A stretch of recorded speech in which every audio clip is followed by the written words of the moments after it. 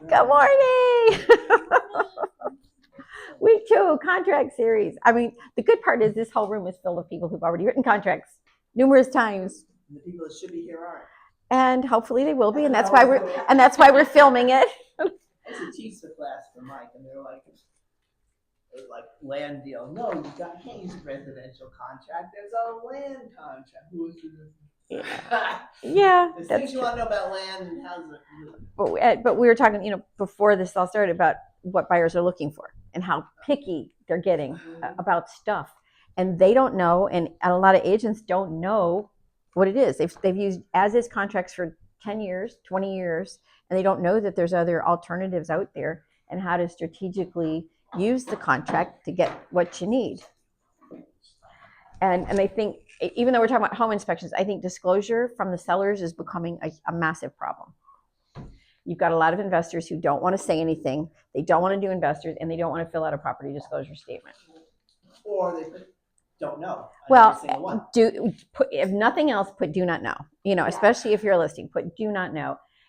For our protection, and I see this coming. I can see there's going to be a lot of litigation coming down the pike. Is get as much coverage upfront when you get a listing. Get your seller to do a seller's property disclosure statement.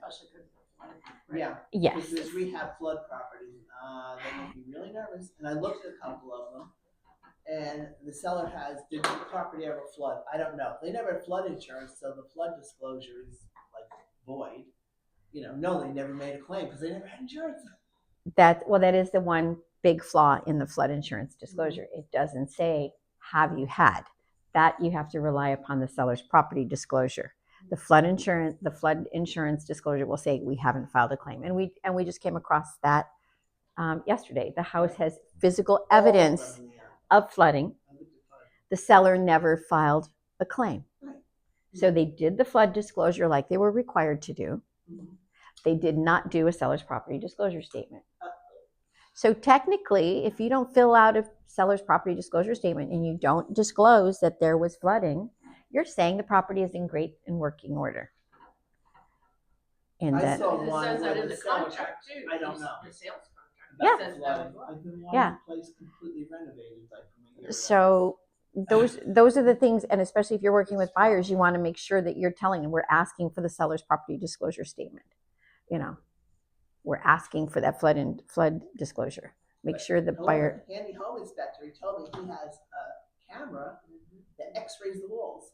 Yes. Oh, yeah. So do these guys. Okay. And it's more important than ever Yeah. to have a home inspection done, because they'll do the moisture meters, they'll do the X-rays, they will go down into the pipes and look to see if there's issues with those kinds of things. Septic inspections, all of that stuff. It does cost money. I mean, if you do all the tests, it's probably close to $1,000 easily. Not what it costs if you have bad pipes. Well, no, I mean just the inspections. Right. Yeah. Just your inspections are going to do that. I usually tell my buyers that if they're going to spend about $400,000 to $500,000 on a home at minimum, it would be worth $1,000 to make sure it's okay. Yeah. Or Yes. the repairs that they have to. Yeah.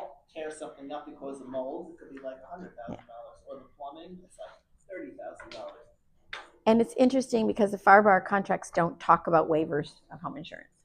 It gives them rights, and that's kind of what we're gonna talk about. NABOR has.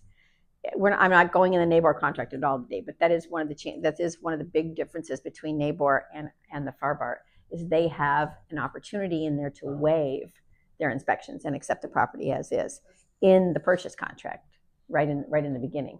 We don't have that. We would add an addendum for those kinds of things. But are you guys using mostly as is most of the time? Mm-hmm. Have you thought about using the other one, the standard? Not so much. Okay.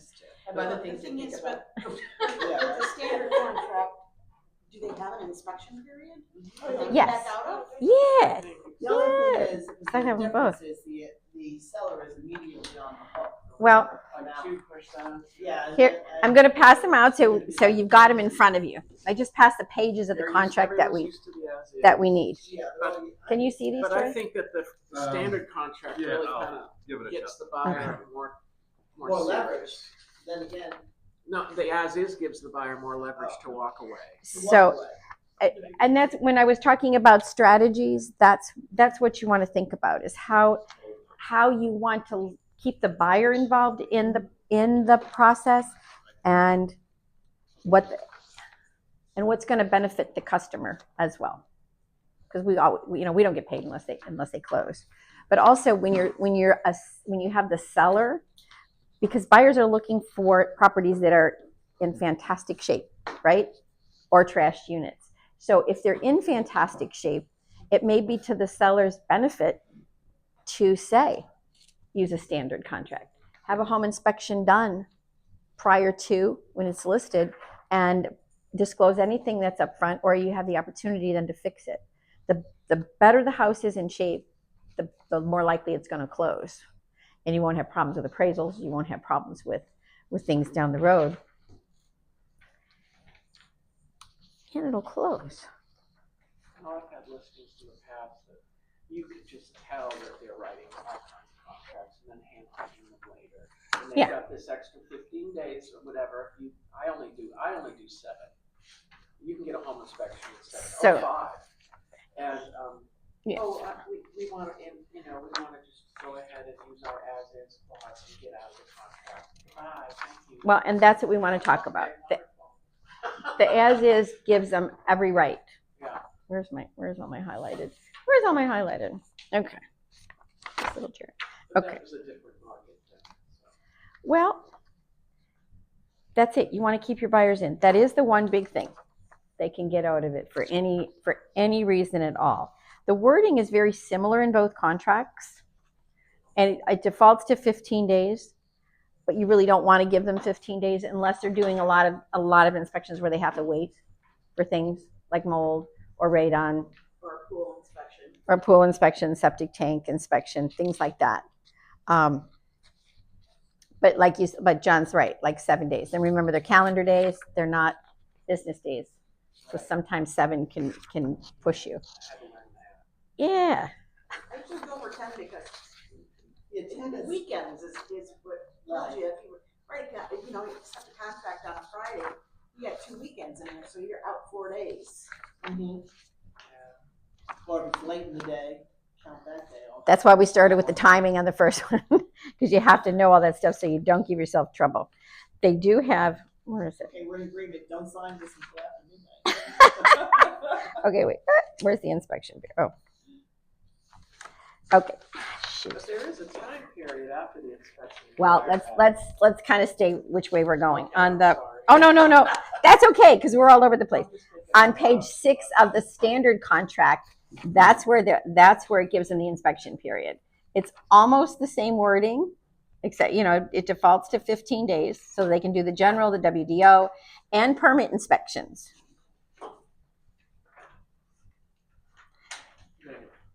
That's on page 6 of 14 on the standard contract, not the as-is. So we kind of look and see which is different.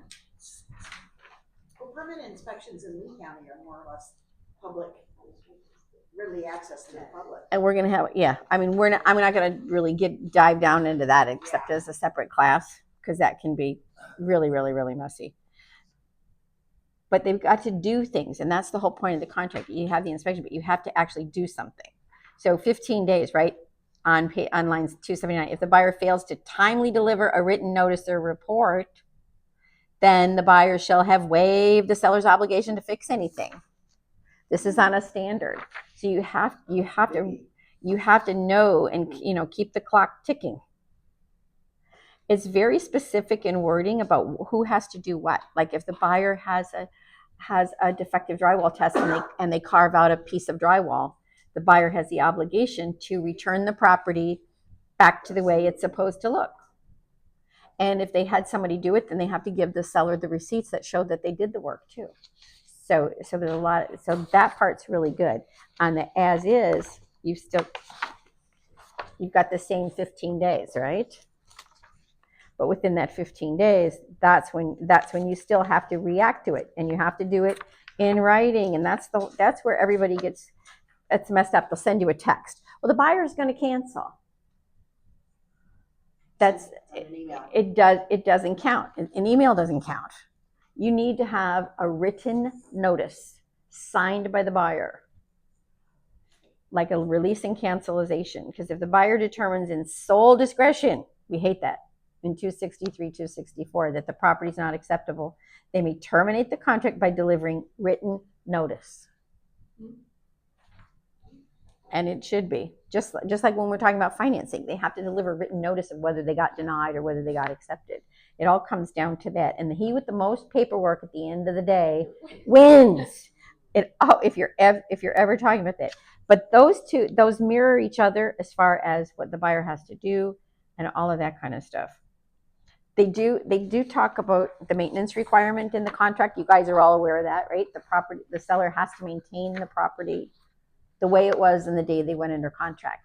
So if they do 15 days, they do the inspection, the air conditioning is working in that 15-day inspection period, and then 3 days prior to closing it breaks, as is does not mean it's broken. As is means the seller has to fix it the way it was the day of closing.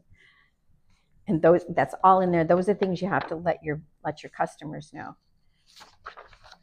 On the as is, if they took it after the 15 days, right?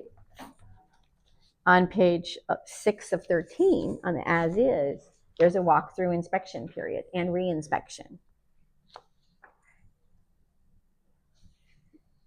And people try to abuse that, really.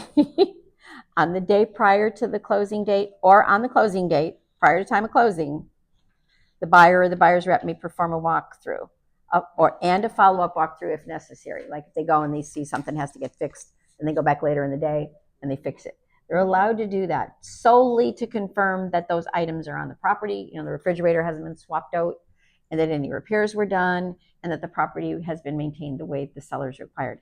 It's not an opportunity to go and start a brand new inspection and look for something new. And that's usually why most of the sellers don't want buyers to go back in after their initial inspection, because then they just start looking. They think they're going to keep looking for more and more and more and more, and that's just going to be a matter of negotiation between you and your customer, whether you want to let the customer come in to measure for drapes or whatever. Well, that's It's a fine line. You want them. closure measuring drapes and not crawling under the sink.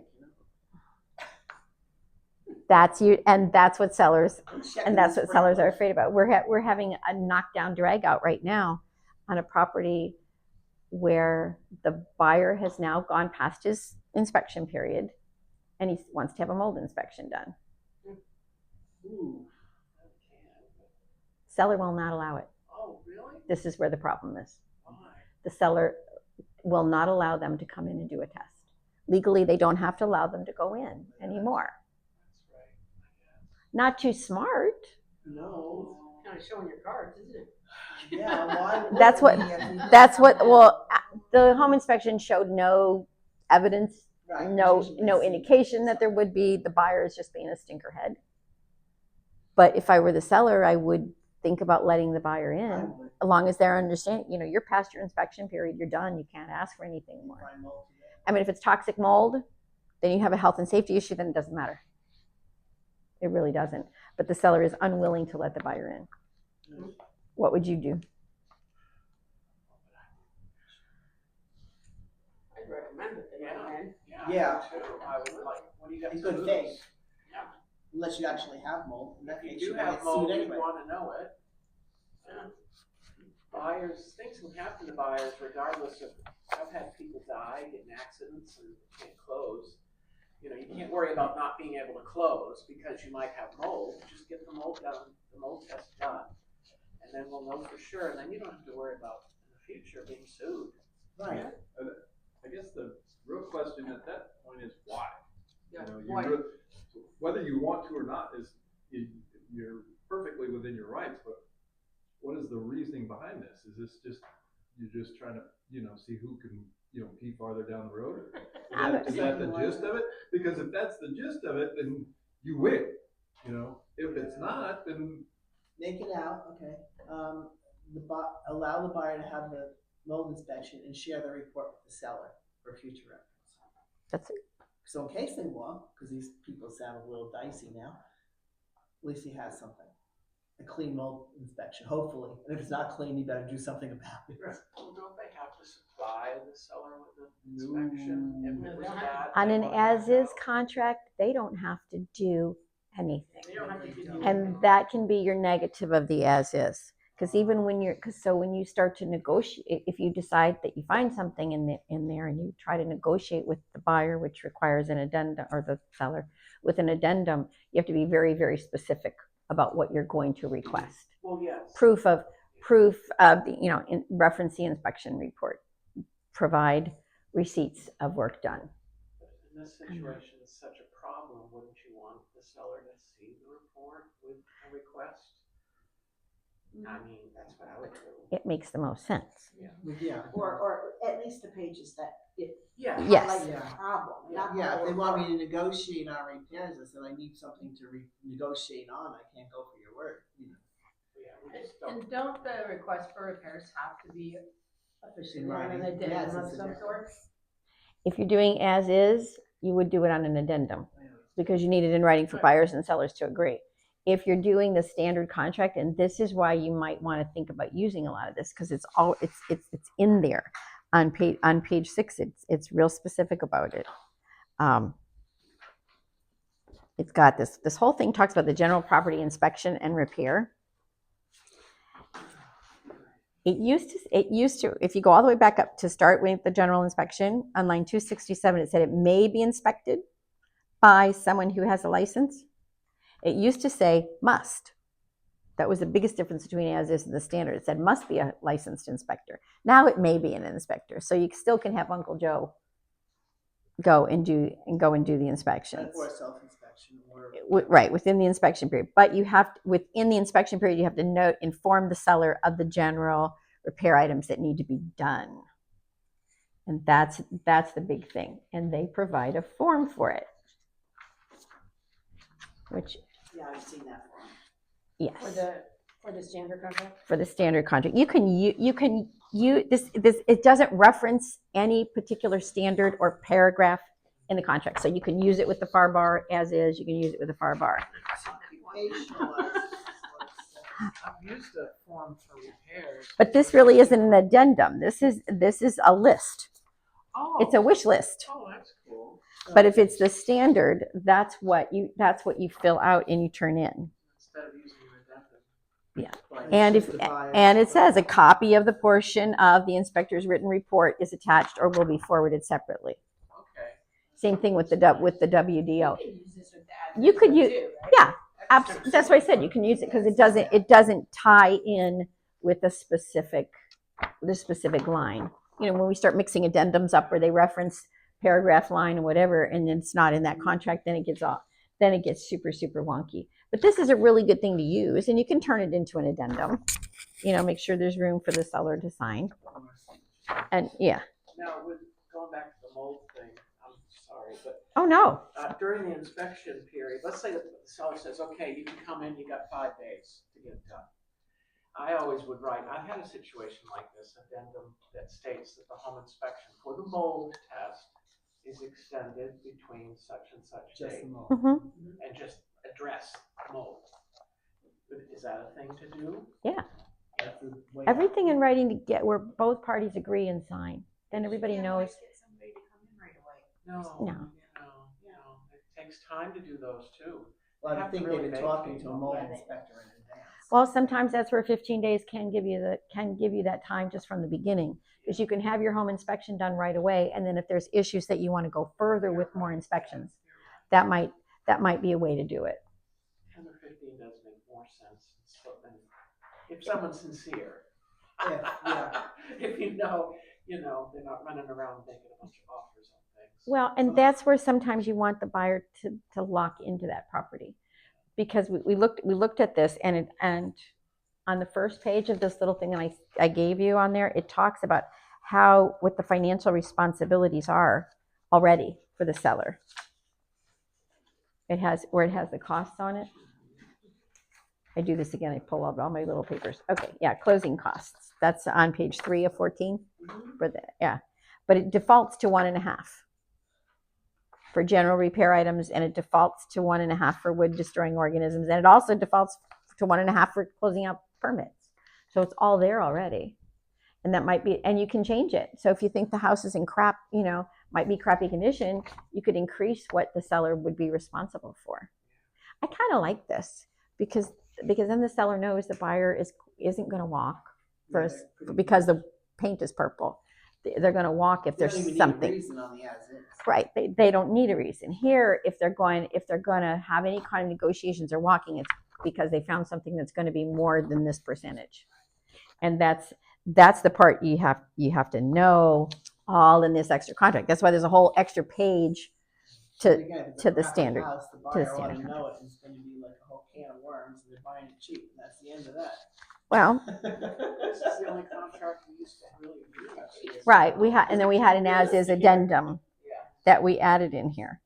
But if you look staying on this whole cost thing on 151, line 151, if prior to closing seller is unable to meet that requirement to get it all done, right?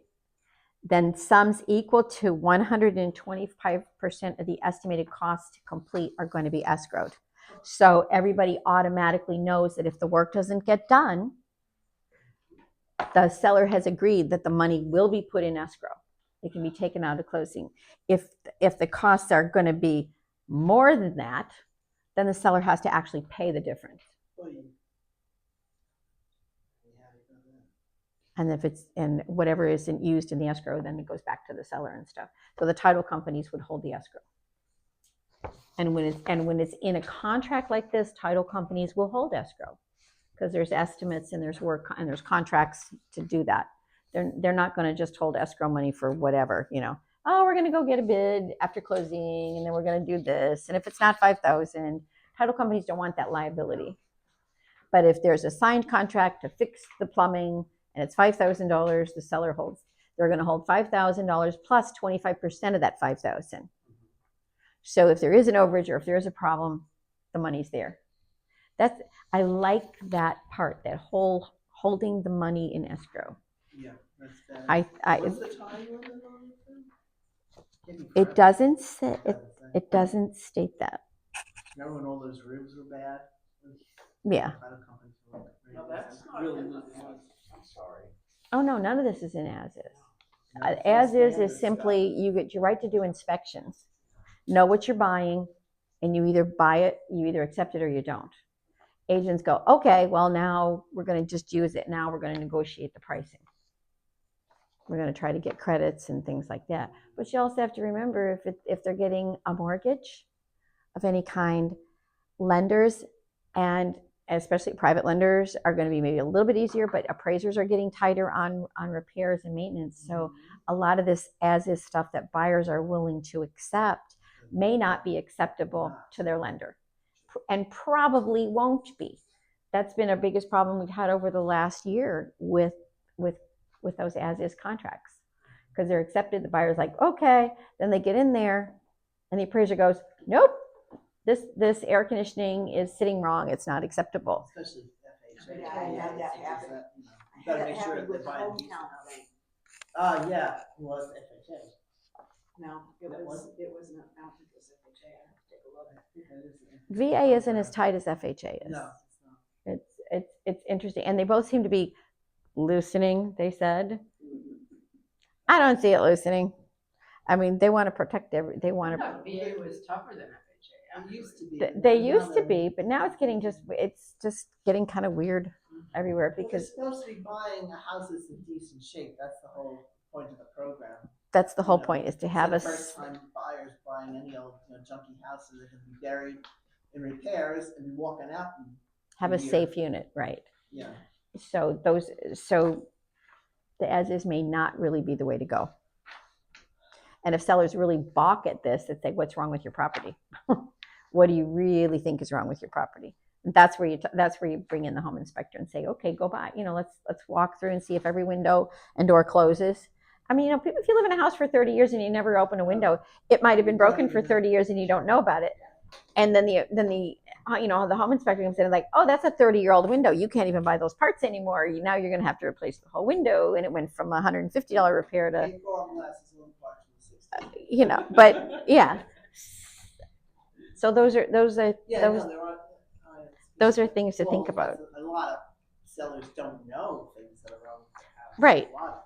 And that's when you that's when you give them that seller's property disclosure statement. I'm not filling it out. I'll walk around with you. Let's go. Let's check the windows. Let's check the doors. I wouldn't have them fill it out immediately when you list the property. Leave it there. Yeah. It gives you a good excuse to come back when you're doing the photographs and things like that, and go through it. How about talking to the seller into doing a pre-home inspection? I totally. I try every I single would one. try. I would, They and a don't lot of always do it, but well, and a lot of these home inspectors now are getting the idea about it, and they're giving you a general discount. I mean, they're doing Yeah, an it's overview. less. It's not a deep home inspection, but it's an overview. Take that back, it was e-cares. Okay. Okay, that's an assisted down payment program. Yeah. They If you came get back with, all kinds of stuff.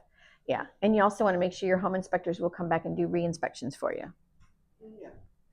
Because even though a seller may provide a receipt, I'm not an expert on anything.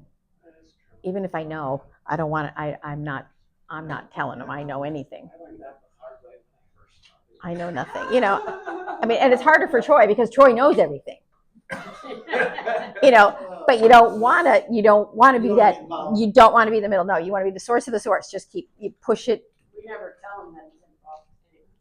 No. It's like WDO. I mean, we call them termite, right? But it's WDO, but it's not just termites. right, And they cover that in both and in the standard as well. That's powder post beetles and borers and that's where mold comes in. Wood destroying fungi. That's really where it falls in is the WDO report, not the home inspection report. And mold. We're going to have mold. It's Florida. Yeah. You're going to have mold. You can't visually tell mold is toxic or not toxic. You cannot tell unless there's a test. You can assume, you can guess. I mean, the odds are that little leaky wood by the shower, is probably not. But the minute I would tell a buyer, you know what, it's never mold. That's the one time. Side You garage can't do door. that about anything. Oh, It's going to be toxic. Nothing is black and white. We have to, it could be, maybe not, but have an expert do it. It's crawling black green on the living room walls. If there's mold, there's moisture. That's really what I look at with that. If they find evidence of moisture, there's going to be mold somewhere. Yeah. And you need to make sure that it has been treated. I was friends with the mold inspectors. They're like, I can leave these dishes like outside. You're gonna have mold. She's like, I'm like, okay. We had a pipe leak and I removed Oh. everything. But then he's come back from someplace like, oh shit. So I'm looking around panicking, thinking it's leaking somewhere else. But I got one of the little boxes. So Mhm. boxes that you're supposed to leave the house, and you should. And I just put it in the bedroom and locked it down and got rid of the smell. But still, it's there. And there's more moisture than you realize. I mean, we got that little bit of water in the Cape office. Yeah. We ran a dehumidifier for over 4 months. And we had really no damage. I mean, it was in and out within a day. And it was a small amount, but for 4 months we were pulling out moisture out of it. And I think there's still moisture in the back there because he never replaced anything. They should have taken it down. But Coming from the side.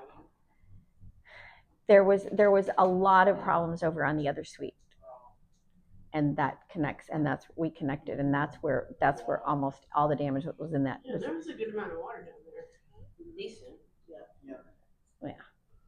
So I don't miss that part. No. Don't miss that part. I like that little book. I know, but we're not using it, and we So, gotta tighten up and live. After COVID and everything, it just switched the way everybody works. I mean, we used to always have people coming in and out all day long. yeah, it's supposed to be really busy. Yeah, and Now, people. Many offices, But it's better to come when you come in. You connect Yeah, I like to come in. and you It's do not just stuff. me that, Yeah. Okay, stand back on page 6 because this is like, oh, all right. Working condition, cosmetic conditions. That's what you have to know, and it's very, very, very specific That whole thing where it says property condition, I put a big star by it. It's on page 6 of the standard contract. Standard Right. working condition, what line? So that whole line from 293 all the way down to basically 307. Okay. That is what the home inspection is looking for. That's what that 1.5% covers and what it doesn't cover. So that's the part you have to really know if you start using this, or if you get one from, even though you might put as is in the MLS, if they send you this, then it's up to you whether you want to work with it. So it says they have to be free of leaks, water damage, structural damage, what's covered, right? The ceiling, the roof, including fascia and soffits. It's being very specific. Exterior, interior walls, doors, windows, foundations, pool equipment, non-leased major appliances, heating, cooling, mechanical, electrical, all the big stuff. Security, sprinklers, septic, and plumbing systems, and machinery. It throws in the seawall, which they used to not have. So now your seawall's in there. Dockage is now included. If there's watercraft lifts included, now all of that is absolutely included in your maintenance in there. And it says, and it shall be maintained until closing. That covers a lot of stuff that we don't think about. And usually when they do an as-is inspection, they're not thinking about the dock. They're not thinking about the lift. They're not thinking about all that. And a dock is 70, what? And a wall can be $75,000 to $100,000. Easy. So that's in there. But it also says that they have to be in working condition. Torn screens, including pool and patio screens, fogged windows, missing roof tiles and shingles, shall be repaired or replaced by the seller prior to closing. Before, they weren't. No. Now they are. And FHA is going to look at that, and they look at screens. If there was a screen, they want a screen. So even if it's an as-is, you're going to end up telling your seller, okay, we're doing an FHA and it's an as-is, but you know what? There's 4 screens and there's 1 missing. You're going to have to replace that screen. It may start to be more beneficial to them to just do this right up front. So this is why agents are putting as-is contracts only in the confidential remarks. Right. They don't do it. Because it's easier. It's easier. Well, but okay, who is it easier for? It's easier for us. It's not necessarily easier for the customer. And down the road, it could cause us trouble. I would rather, even though you're acting as a transaction broker, your job is to do the best thing for the customer. Give them all of that information, give them the pros and the cons, and discuss why would we want to use an as-is. Your biggest as-is you can get out of it, right? But you spent 3 weeks looking for a house and this is your dream home. Do you really want to take that chance? Or do you want to put the seller obligated to make your dream home pretty and keep it that way? If the more proactive we are in preemptive striking, the less you have to argue about and negotiate. That's how I always look at it. I mean, the buyer would definitely be on board with this, but this is the seller. Yeah. That's the question. I can see a seller rejecting this Right, contract absolutely. right off the bat. Because they don't want to be on the hook. Possibly. For this stuff. They want to negotiate it at least. Yeah. Well, especially today with the pricing the way it is, and they're not getting what they want anyway, and blah, blah, blah, blah, blah. I can see that being a rejected contract. And it could be. And that's why when you go write up the contract, if they don't have the seller's property disclosure attached in the MLS, you can make that part of the contract. And I would. I mean, they can negotiate. I mean, they can reject that part of the offer, but I would. Seller to provide a seller's disclosure statement within 2 days after for buyer's review, and it's covered in that as-is periods where they could cancel. Because the law only says sellers have to disclose. They don't have to disclose in writing. They just have to I tell disclose. them they have to. They do. The law does not say in writing. Okay, well, I don't use law. I just say they No. have to. And they have to. That's our policy, and the reason it's a policy here is because it protects everybody. It protects the buyer, it protects the seller, because buyers will move in and they will say things down the road. Oh, you know what? I moved in 3 weeks. Now I found mold. What happened in 3 weeks? We don't know. He could have, the grandchild could have turned the bathtub on and let the house flood. And nobody told anybody, So you want to make sure that it gets all done prior to closing. And that's why, and whether you're using these and whatever you're using, you still want to have that final walkthrough. Another policy that we have at Jones and Company Realty is we've got that final walkthrough inspection form. CYA to the max. Yeah. For the seller, for the buyer. If you're the listing agent, you send it over to the selling agent. We want to know they did a walkthrough. And if they didn't do a walkthrough, you want to know that they didn't do a walkthrough. I always tell my buyers if they're not gonna do a walkthrough, that I make them sign the paper.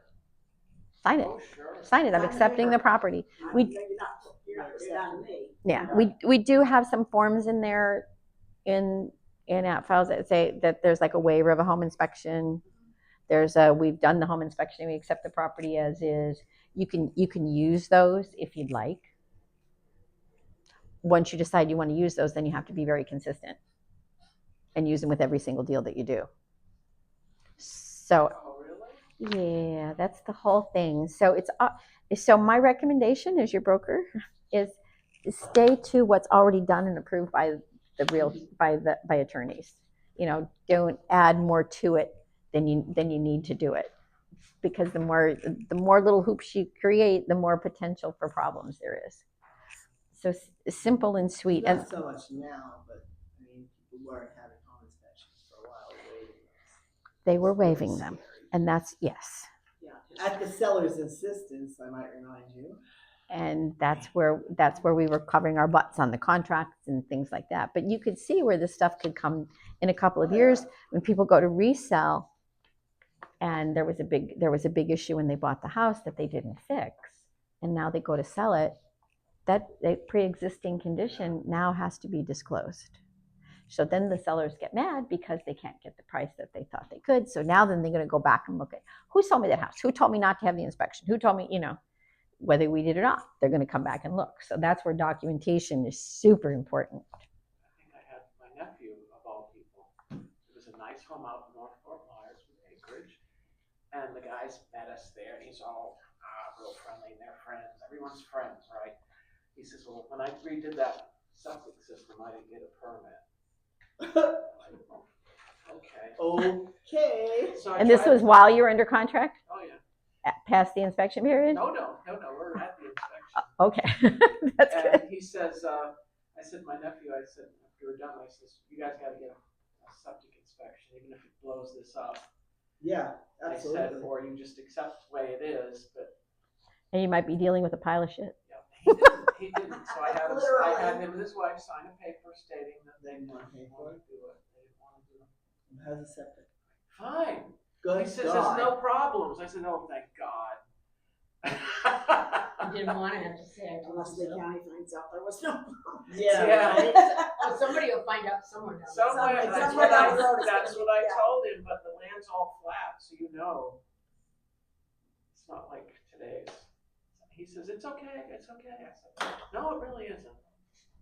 Well, and up north and in a lot of the houses that were built like near the river and stuff in the 50s and early 60s, Right, they have French drains. Yeah. They have the septic, and the dishwasher and the washing machine are going into French drains, which was okay then. Yeah. Walking Out into the yard down Lake somewhere. Huron when I was a kid, I was walking with my mom and I saw all these bubbles in the water. I said, yep, what is that? She says, oh, people are running their washing machines and they're running it into the lake. And I'm looking at it and I'm going, Yeah.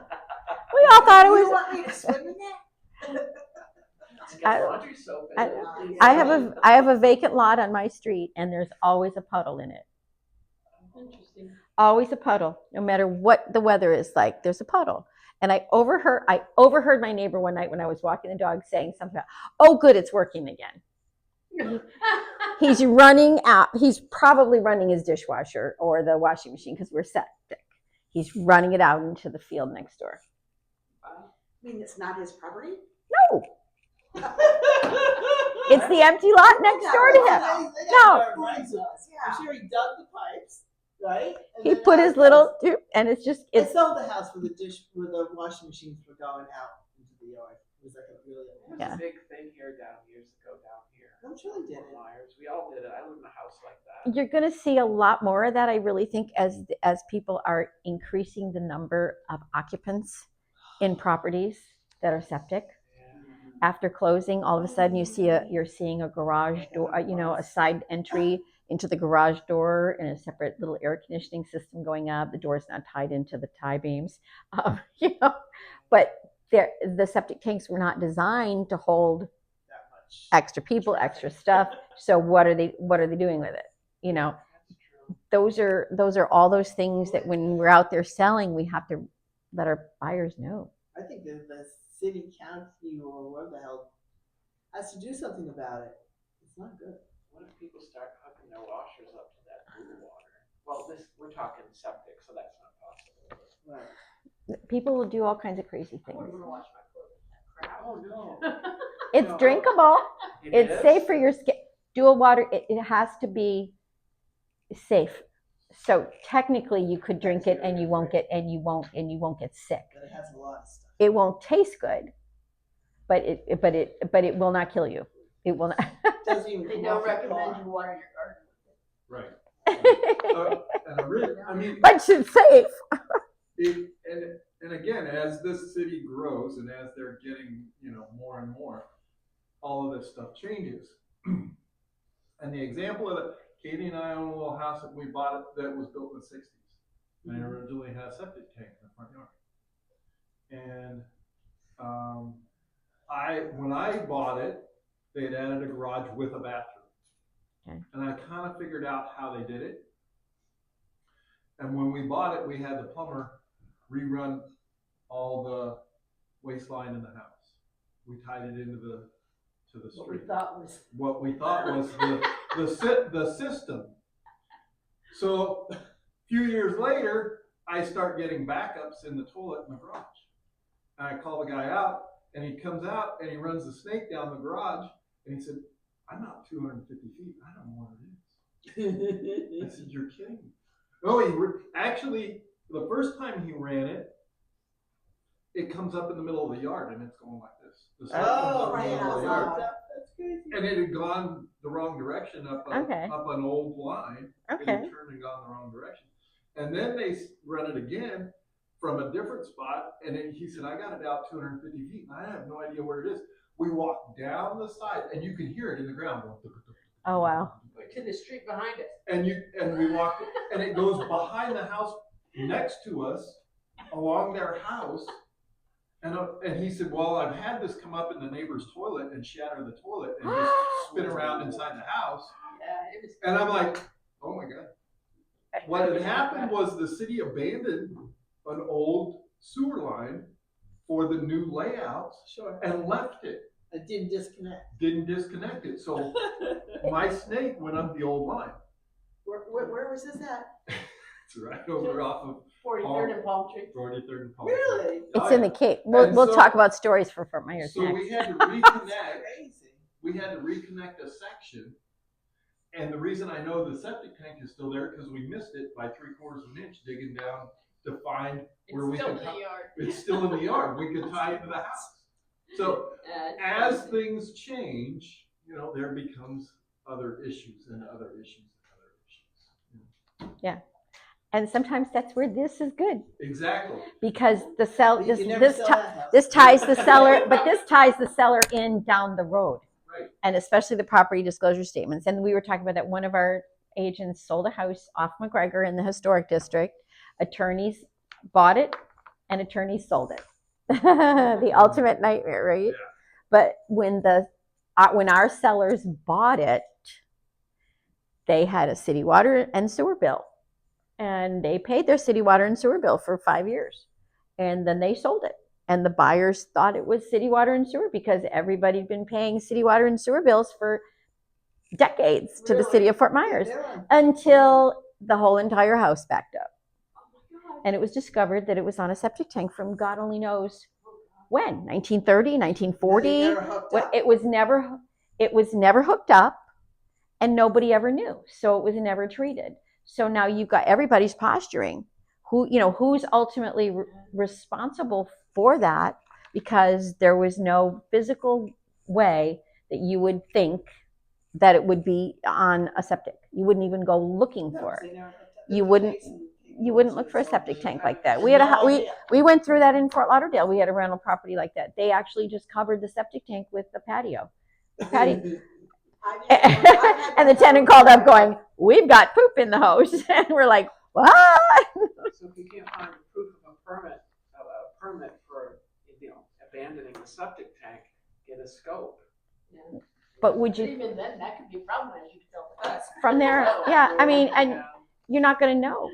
I mean, now the good part is the city of Cape Coral in these newer areas that are doing the assessments, they are checking, they are recording, and nobody's going to slide. Well, nobody should be able to slide under the radar and do that. The wonderful thing about Florida is it's basically a giant sandlot.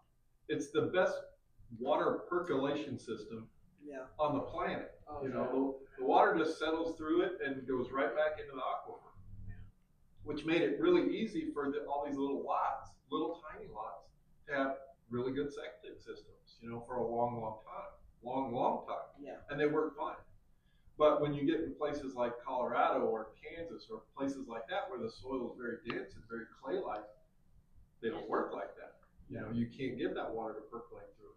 But the city, by the same time, when they start connecting up and they start taking away these old systems, especially way back when, they don't actually document all that much. No, nothing. From years ago. When did they first start? It was the Wild Wild West. Whether they broke the tank down, whether they didn't know us. Right, they didn't. I can tell you. Most of them didn't. No, they didn't. They just covered it over right with something. And if you're in the Cape now and you're required to connect, you're required to get a plumber to come out. They collapse the tank and fill it and disconnect it so that it's at least not active or not. So there are So there are advantages to selling in Lehigh and Cape Coral and the newer parts of Fort Myers. But if you really start getting into selling anything old, and by old I mean 1980 and old, and prior to that, when did they put the utilities like in on McGregor? It must have been quite a while. There's lead piping in there. A lot of it. Getting rid of cast iron. And I was going to say, there's wonderful cast iron pipes, and they're under houses. Yeah. Currently, yeah. I mean that. First thing I had to do 20 years ago when I moved into my house is I had to have my back room dug up, and you're in the villas. And the TV had to be replaced because it was cast iron. But not only that, somebody had flushed something down a toilet that didn't pass the T. It sat there and basically became something very solid and ugly. I mean, I had to replace. I've got pictures of it. It's really cool. They dug it up, and they put the white pipes in, and I'm over there taking pictures. And I go, "Why are you taking pictures?" I said, "Because somebody might need to know where this thing is, because they had to figure out. They had to snake from the top of the roof to figure out where the T was." So I mean, we're obviously getting more listings than we are getting buyers. We've got 350 listings right now. We went from having less than 100 to 350. But this is why you need to know this stuff as a listing agent. How much to do to protect yourself and to protect your customer, and then put all that stuff into the MLS. And I think that's when we're talking about the future of MLS. That's your repository of knowledge. That's where that stuff is going to be. You look on Zillow, you look on Realtor.com, you look on any Homes.com, Reddit, any of those. They don't have that layer of protection for the consumer. And that, I think, is going to be the biggest difference. And that's what's going to keep us in business, is the fact that we know to do those things. We're telling these horror stories, to have that conversation with a customer moving from Colorado. They don't get it. They don't know. And you can buy houses that, were built in the mid 80s that still have, copper piping under the slab. Yes. And now your buyer's looking at a repipe. And a repipe now. That's ridiculous how expensive repipes have gotten. You can be $7-8 grand in a repipe for not that big a house. Yeah. Mine was done. I had mine when I first bought the house, pretty much a year, maybe $1,800. I think I paid $2,500 for mine. And I did the walls myself because I don't think anybody. Even that can be shortcutted, not doing everything. Yeah, so, I mean, that's why I'm like come back to artistic, the so like my inspection. own driveway. Right. Yes, but now I think Aztec wants like 10 grand for 2,000 square. Probably, yeah. Yeah, not surprising, it scares the crap out of me. And that's why people It need took to a guy just, a day. that's why people need to Talking about disclose. real In converse, and it's amazing what comes up in casual conversation. It's insane. I mean, you just start talking, oh yeah, back then, you know, Sally, la la la la la la la. And we find Shop out. around, find a car. Did you have to do it? No, well, I told my wife we have to do it. There's a guy, what's his name, a family business in 1 Fort Myers, I think he's the cheapest. I'll send you his number. Oh, thank We you. do have a vendor list in app files, and if you find people that are good, because I'm always asking, you know, if you have somebody, add it, Yeah, I go should add. go in and add it to the vendor list. I know, 'cause I've done it a couple times. Yeah, because we absolutely want to use good people. Oh, okay. I don't know if you phone me. Licensed and insured. Let me just take his Oh, number. yes. I'll just, I'll you stick could with all, that. where is he? I mean, inspections just come down to what's disclosed and what isn't disclosed, They're and really find it. nice, and their family, they're like good old boys. Use good inspectors who are ashy, Schubert Plumbing. who are fast, whatever they are, SCHUBERT. FIAPSy. Do that again? Schubert Plumbing. And it depends on where 239-564-0379. 564. 0379. there's a couple of different ones in the vendor files too, because some plumbers and stuff will only go within a certain geographic area. Oh, Yeah. This guy's pretty. So, he's in you know, Fort Myers. so- look at that. Yeah, but he'll go to Fort Myers, of course. He's always come to the Cape, no problem. And I'm always fighting with my wife and the No, neighbor not next that's too door much money. about the stumble bums that come around to It's do not yard even work. that. So don't, please. everything, and it's in the contracts where about using licensed people. Yeah. Van Franey Plumbing. Who? Van Franey. Well, F-R-A-N-E-Y. Franzes is good. Eric, Miller's These good. guys- They're all. These guys do the villas, and I had somebody, my brother-in-law lives in Elvin. He has somebody that he uses out there, Okay. and I called them, and they said, we don't come out that. No, No. that's what. Yeah, they're usually more geographic centered Yeah, and things like that. this guy, they came in, they replaced something in my laundry room that the insurance wanted replaced, and he didn't even know anybody had been there when he left. Well, I've had that's some good. contractors leave Oh, a freaking mess. I've seen, we've both seen the really crummy plumbing jobs, replums. Or people doing It's things like people without actually get permits. paid for this work? That's probably the biggest thing that we see. I mean, and I'm gonna target Lehigh because Lehigh is known for having so many things done without permits. And then they go to sell it, and the home inspection goes, "Oh, look at that! They did this without a permit. Looks like they replaced the roof back, but they didn't pull the permit." The old areas of Fort Myers. Oh, Like Cape's the same way. The And- Cape is the same way. Oh, I- Especially in The older houses. And a lot of that They happened. weren't required all this permitting. No, and then after Ian, when people needed to get back into their properties, the city was turning a blind eye and letting people get stuff done. Then it came back to bite us in the butt with our insurance, flood insurance, losing all of the 25% discount because we didn't have the stuff done properly and all that. So that's the biggest thing we have to talk to our customers about, on both ends, from the buyers and the sellers. Let's make sure it was done. It was done to code, and it was done with a permit. Yeah, the older houses you really gotta. When you're selling cookie cutter things like Lennar Communities and things like that, it lowers your risk, but not totally. Did you hear about the woman? Was it Lennar or no? It was the other one.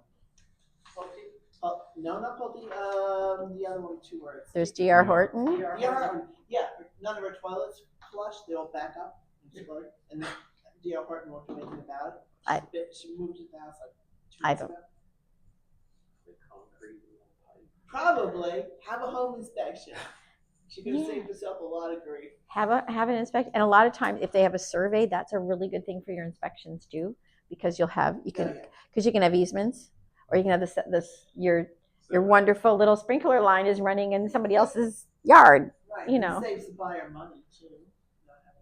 That's it. The more you can preempt, the better it is, and you can get it over the closing line instead of a week before closing, everybody's scrambling and having to renegotiate. I'm getting the call at 9:30 at night. Oh my God! Now what do we do? That's so yeah. And you guys know what you're doing. I'm, Why isn't everybody else? I'm really, that's, that's the whole thing. Encourage your people to get in Yeah, I here. was around, you were around. And when we, When there was only the standard contract, that's all we got. yeah, And and Mike Kelly, look, we got this new thing. That's it. and that's what makes us different.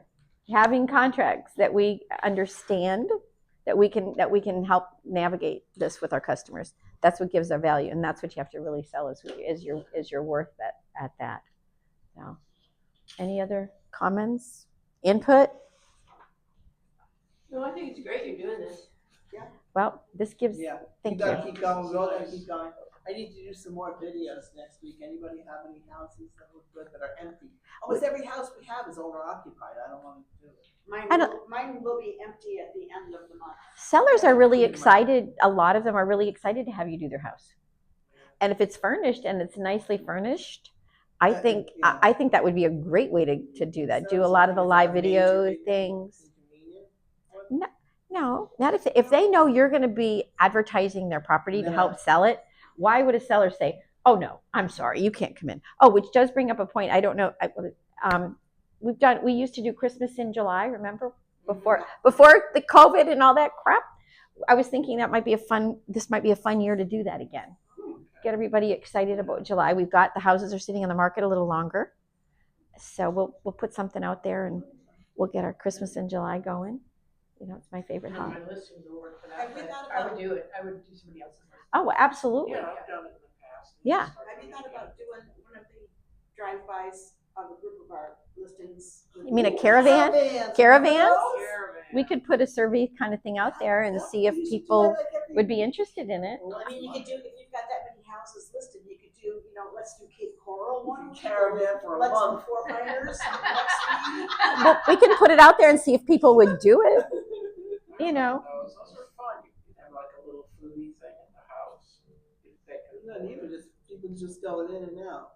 Or that's just a broken open house. They do caravans in Sarasota, Manatee all the time. They have a big meeting at the association every week. You just did something like Ashley, because she had like 4 listings in her neighborhood. Yeah. She did like all She did of them at one time. No, I don't know. We've done that. Up north for the summer. Yeah, But she'll be back and forth as she needs. Yeah. because I'm partnering with her. Why? Well, because we live in the same neighborhood. Right. Oh yeah, the village. Yeah. Yeah. The village would be good. We used to caravan like every week. We wouldn't do the houses like far. Yeah. Well, far now you can apart. do so much online. You don't really have to go But see it. it'll But I make- like to go it'll see the make communities. It'll make our office look like We're doing something, and you get a chance to actually see the neighborhood, not just the I haven't house. seen any brokers doing it in years. Well, that's an idea. Well, we can put out a survey and see if people will do it. Oh, I think Everything got stopped with COVID, and people just never quite recovered from it. I think people are still having latent PTS from this, from COVID and the isolation. There's always something. The storm. Hey, we're about to go. Storm. There's always an excuse. We're always about to go. Yeah, we're gonna get into another story. Hey, but it's the first day of rainy season. I know. Woo! Hate to do this, but we gotta. No, it's now 11 o'clock and we are done. Yeah. We are Well, perfectly. Thank I I- gotta thank you. And next Thursday we'll do week 3 on something. Something. Just show up. What is it?